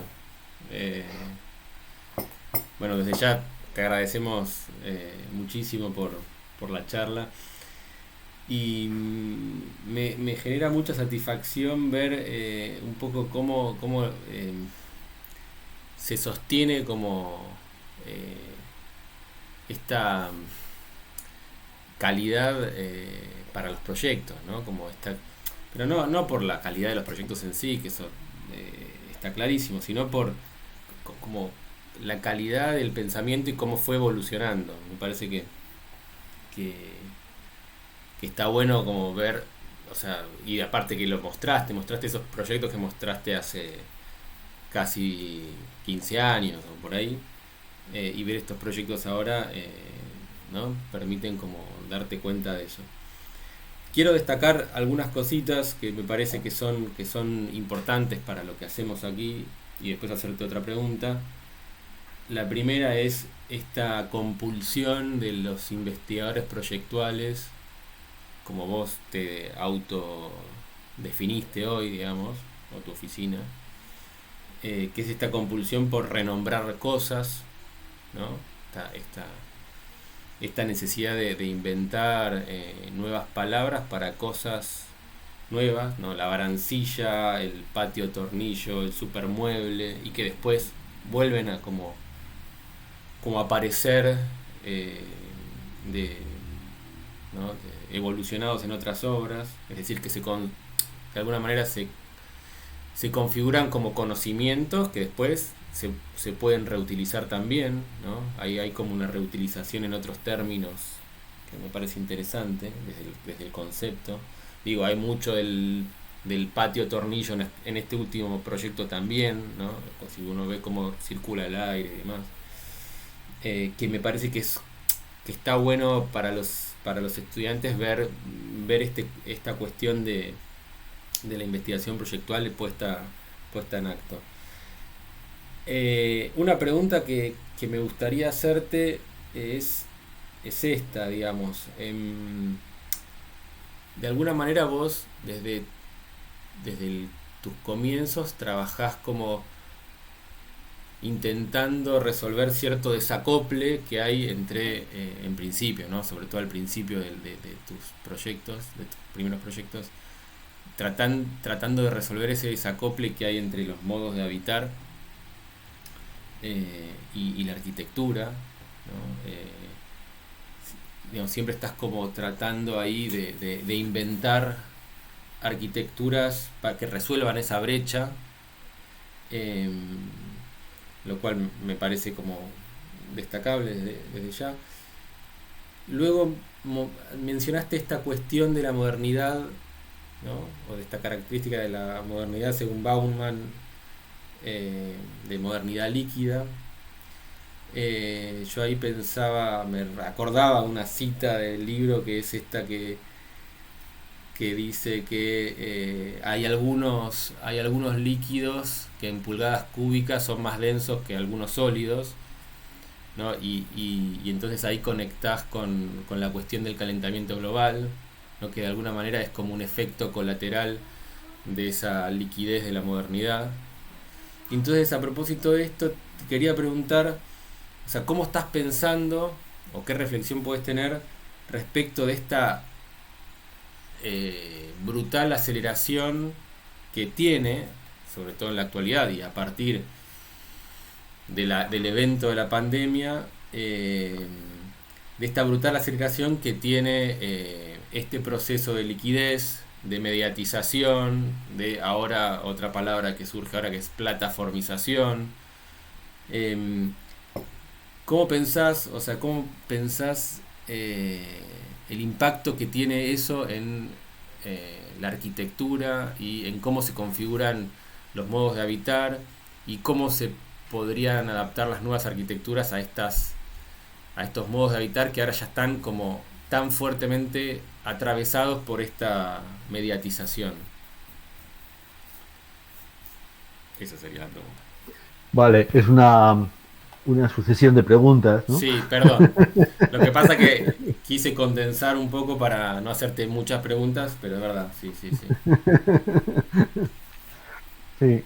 Eh, si vamos por orden de aparición, lo de las palabras, a veces intento evitarlo, porque creo que sería más... eh, o sea, creo que se consigue un efecto mejor cuando se resignifica una palabra existente que cuando se inventa una palabra nueva, ¿no? O sea, si conseguimos que la palabra salón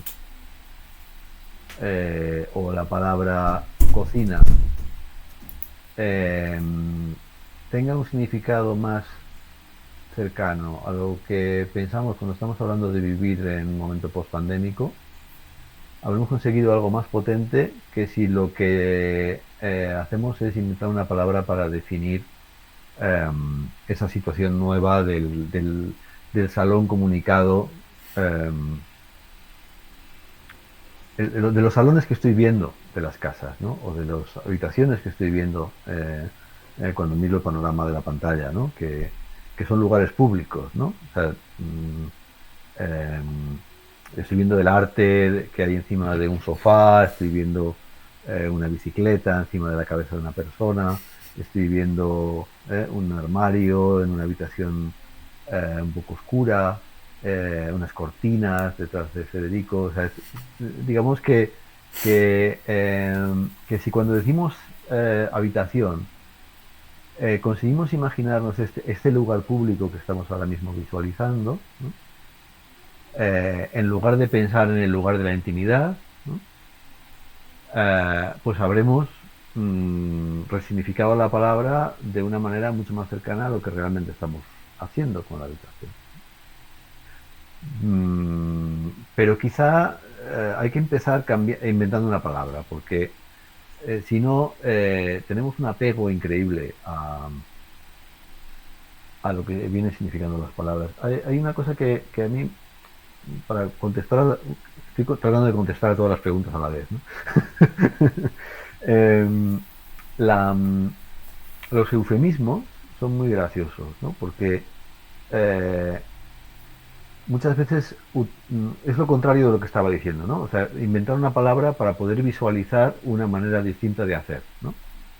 Em, los eufemismos es lo contrario, es como inventar una palabra para no visualizar lo que realmente estamos diciendo, ¿no? Pero los eufemismos tienen un problema y es que eh, em, las palabras acaban por significar lo que queremos decir con ellas. Es decir, que si decimos, o sea, no sé qué eufemismo utilizar que valga en argentino, pero si yo digo, por ejemplo, váter, originalmente era un eufemismo, era como agua en inglés, ¿no? Entonces se decía agua en inglés como para no decir el retrete, ¿no? Que era una palabra que sonaba más fea, ¿no? Pero si yo ahora digo váter, ya no pienso en agua en inglés, pienso en una cosa que huele mal. Porque la palabra váter ha terminado por significar lo que queremos decir con ello, que es caca, ¿no? ¿No? Es un poco así, ¿no? Entonces, realmente lo que tenemos que estar seguros es de que em, transmitamos qué es lo que queremos decir con estas nuevas arquitecturas en función con las nuevas necesidades de la sociedad. Que cuando digamos plataformización entendamos lo que estamos diciendo. O sea, que queramos decir lo que estamos diciendo. Para que realmente la palabra termine por significarlo. No sé si he conseguido responder a todo a la vez. Sí, sí, de alguna manera sí. Cuando decías esta cuestión de los eufemismos, yo pensaba, bueno, el capitalismo o este capitalismo, digamos, que transitamos hoy, ultra anabolizado, digamos, eh, opera mucho con ese recurso, Mm, ¿no? Cuando hablamos de que las cosas están en la nube, ¿no? Que la información está en la nube, es un gran eufemismo, ¿no? La información está en mega servidores en el desierto o transitando por cables enterrados que cruzan el océano o viajando de satélites en satélite, digo. Sin embargo, ese eufemismo tiene como, me parece, como un proyecto atrás, ¿no? Que es, por ejemplo, que la gente no lo viva de una manera tan nociva o agresiva, digamos, ¿no? O no tan contaminante, por ejemplo. Entonces, en ese sentido, me parece que estar atento a los eufemismos, estar como sospechar de las palabras, me parece que es como una buena actitud para alguien que trata de hacer arquitectura e investigación proyectual.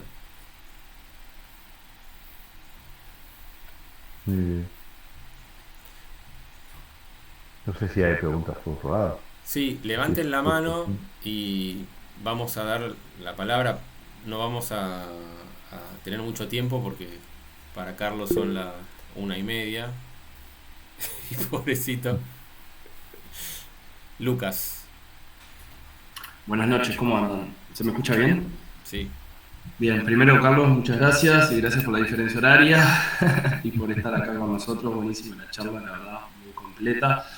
Hay mucho para preguntar, la verdad, presentaste proyectos de diversos programas, me quedé un poco colgado con los encuentros y los seminarios sobre los nuevos modos de habitar y demás, y las cuestiones de domesticidad.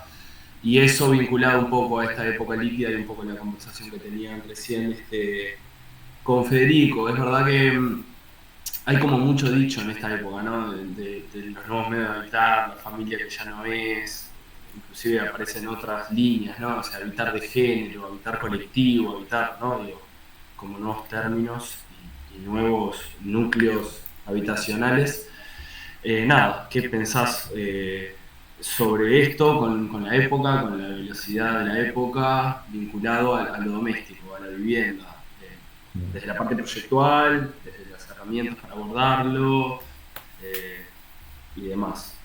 Medio amplio, pero sobre todo en esos encuentros y encuestas sobre los modos de habitar que comentaste en un momento. Gracias. Claro. Bueno, eso podría ser, de hecho ha sido en varias ocasiones, podría ser objeto de una charla monotema, ¿no? Sobre esta cuestión, ¿no? Creo que he apuntado algo en cuanto a las maneras de enfocar nuestra oficina esa cuestión. Esto de que haya soluciones borrosas, es decir, que haya soluciones no deterministas, ¿no? Sobre todo para hacer vivienda en grandes números, ¿no? Donde no puedes conocer quién va a vivir ahí ni puedes anticipar gran cosa. Pues es importante que la vivienda sea lo más, no sé si la palabra es flexible o adaptable o transformable o reconfigurable, ¿no? Posible para que con cualquier necesidad se pueda vivir en ella, ¿no? Hicimos a veces hemos tenido que cambiar legislación en nuestro trabajo, ¿no? Una cosa que cuando hemos conseguido algo que cambia la ley, ya uno se siente orgulloso, ¿no? Pues, cambiar una ley. Hubo en un proyecto de vivienda flexible que no he contado,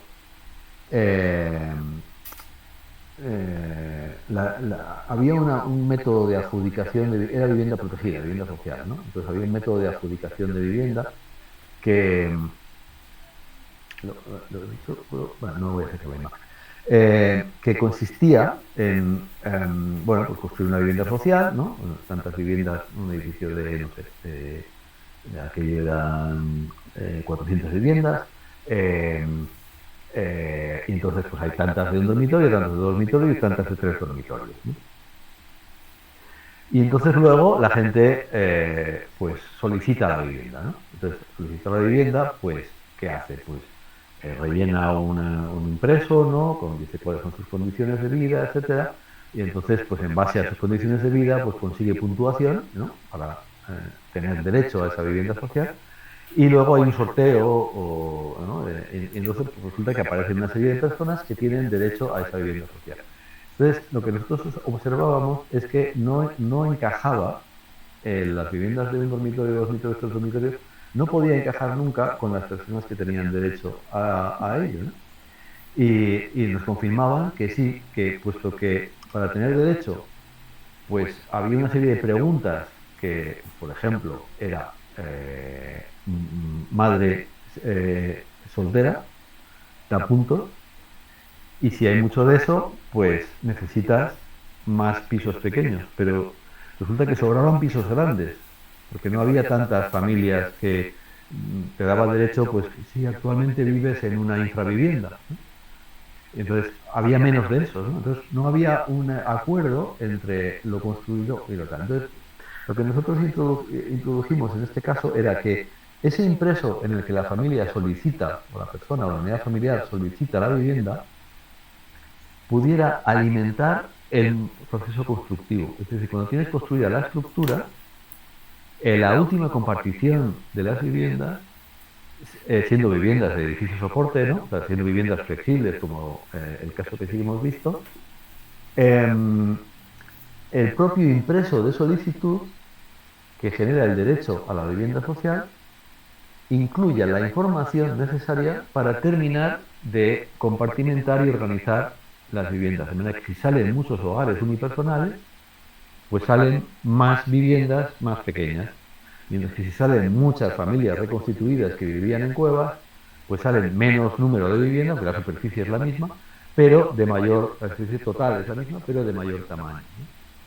Entonces, claro, eso significa que el sistema de adjudicación de viviendas de esta comunidad autónoma tuvo que cambiar, tuvo que hacer una ley para modificar el sistema de adjudicación de viviendas para que el sistema pudiese informar una fase de la construcción, ¿no? Eso en cuanto a las viviendas borrosas, ¿no? Pero también habla de cómo la transformación cultural es la verdaderamente importante. O sea, si hay que cambiar una ley, quiere decir que hay que tener esos encuentros para que se nos amueble la cabeza a todos, pero es que incluso hay que cambiar leyes, ¿no? Hay que cambiar sistemas de financiación, sobre todo, por ejemplo, con las otro tipo de propuestas que son no borrosas, como esas de vivienda en grandes números, sino viviendas, propuestas tipológicas, ¿no? Entonces, hay propuestas de viviendas para situaciones específicas en la vida, ¿no? Son tipologías de vivienda concretas. Por ejemplo, el edificio que tiene incorporado, el edificio canguro, ¿no? Que tiene incorporado el lugar donde los niños puedan ser vigilados tomándose turnos los padres o las madres. Pero las soluciones tipológicas a veces chocan con las costumbres que tienen los bancos para financiar la vivienda. El sistema hipotecario, pues a veces no tiene en cuenta estas cosas, ¿no? Entonces, hay que cambiar los criterios de los bancos, ¿no? Y así, vamos, sucesivamente, con cada una de estas cosas, pues tenemos que ir cambiando más. Pero desde nuestro punto de vista tenemos soluciones borrosas, soluciones tipológicas y soluciones basadas en dispositivos, ¿no? Que sean capaces de transformar, digamos que los dispositivos es una subvariante de las borrosas, o sea que el espacio no cambia, cambia lo que ocurre dentro del espacio. Gracias. No sé si tenemos tiempo para una pregunta más. Gastón levantó la mano. Gastón. Y cerramos con... Bueno, buenas noches, Carlos. Hago una pregunta corta porque si no ya es un abuso por el horario tuyo, pero yo me quedé pensando que lo primero que contaste en la charla fue el tema de la inercia, ¿no? De la arquitectura. Que la arquitectura es muy estable en cuanto a otras cuestiones de la vida de nosotros.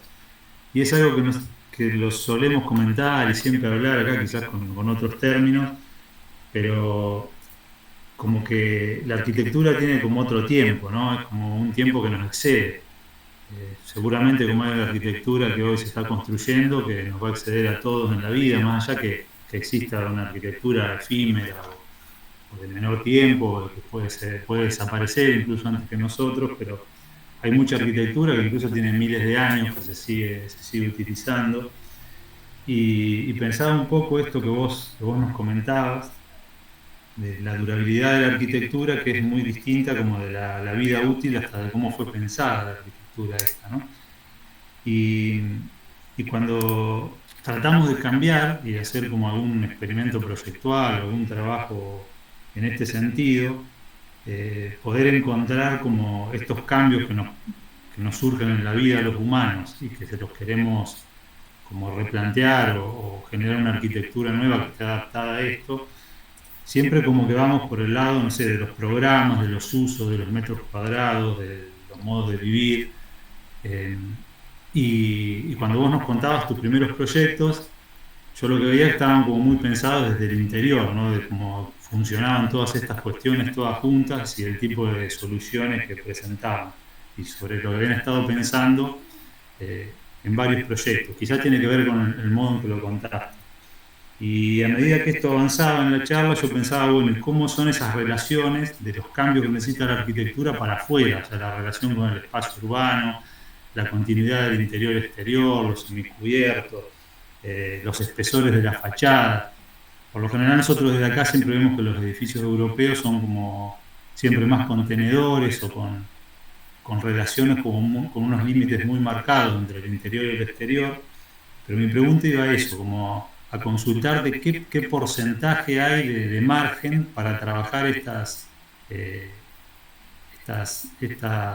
cambios en la arquitectura en relación hacia afuera, ¿no? Como la arquitectura viéndola desde afuera.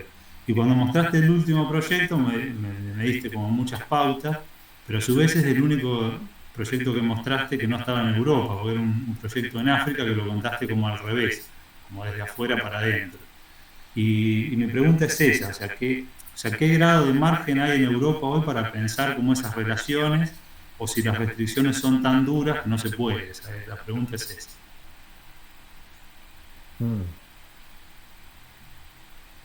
Me ha sorprendido la formulación última de la pregunta. Yo estaba pensando responder utilizando ese momento en el que estábamos estudiando sobre todo los espacios compartidos, ¿no? En el que surgieron una serie de proyectos trabajando fundamentalmente desde el lugar intermedio entre el exterior y el interior, ¿no?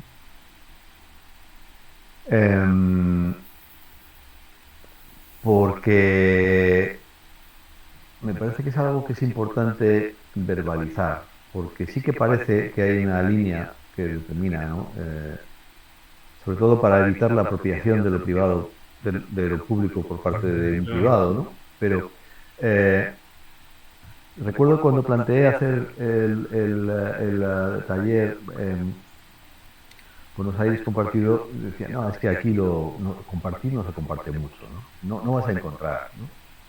Empezamos a encontrar que incluso algo tan típicamente bonaerense como es el quincho, ¿no? Es un espacio compartido, ¿no? Es que frente a una reticencia inicial de aquí no se comparte nada, a encontrar que uno de los espacios más característicos es un espacio compartido, ¿no? En el fondo. Entonces, yo estaba pensando responder por ahí, ¿no? Pero el giro final hacia las restricciones me ha dejado descolocado porque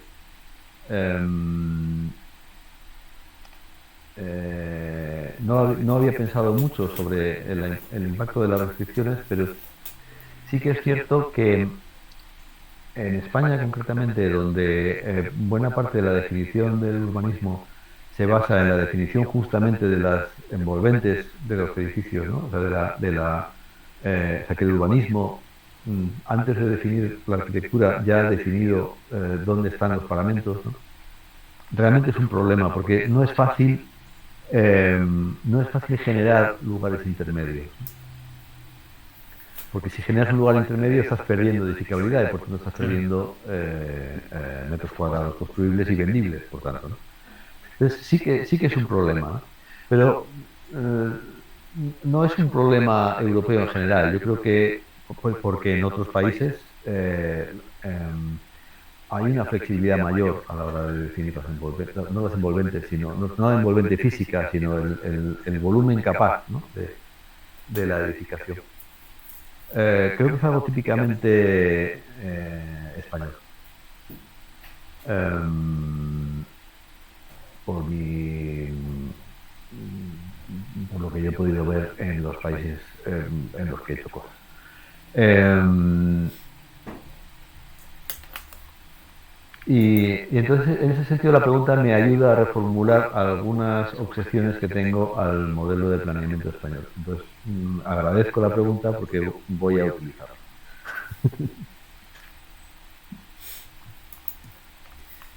Bueno, Bueno, muchas gracias. Lisandro, si puedes hacer una pregunta rápida y ya cerramos. Ya no levanten más la mano a partir de este momento. Carlos sí puede. La última.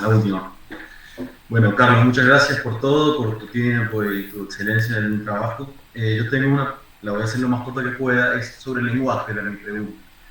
Todos tus proyectos tienen una predominancia del color, o sea, trabajar el color de una manera muy notable. Eso que le quitas, digamos, la apariencia a las atmósferas de la arquitectura, de la solemnidad, ya es toda una declaración de principio, me parece, ¿no?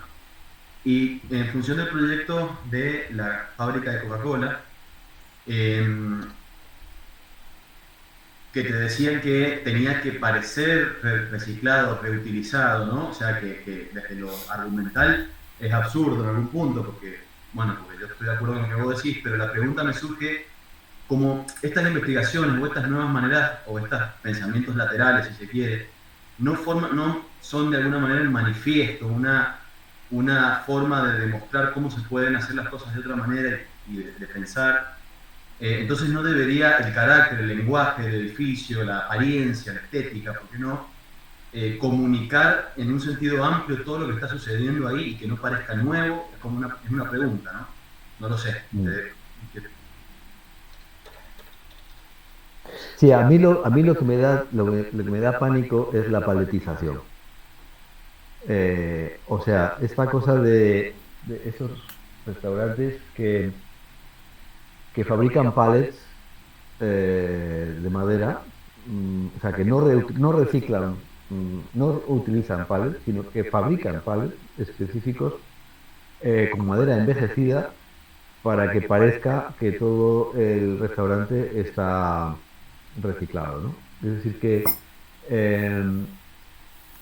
me da miedo el problema de la impostura, ¿no?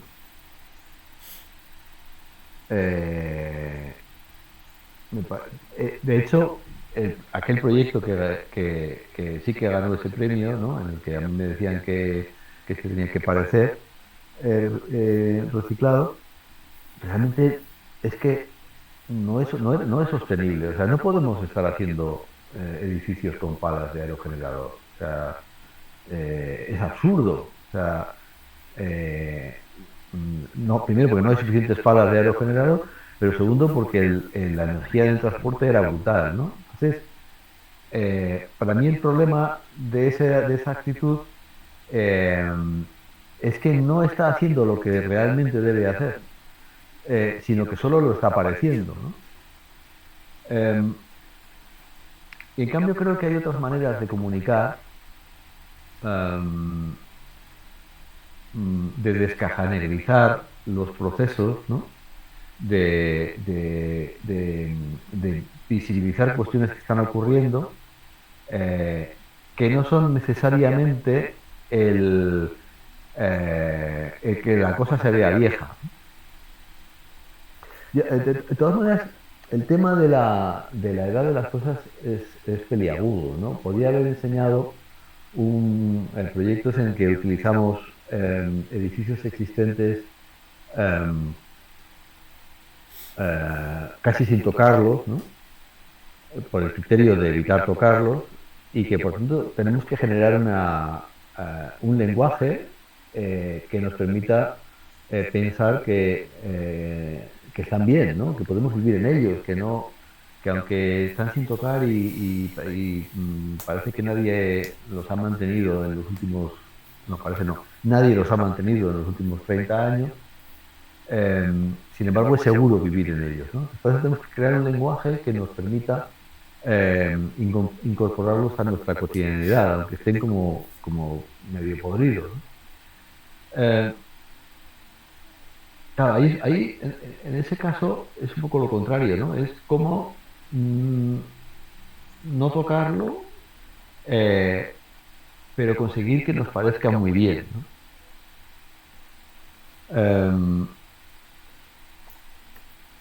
Pero donde trataba de ir es hacia que hay otras maneras de visibilizar, ¿no?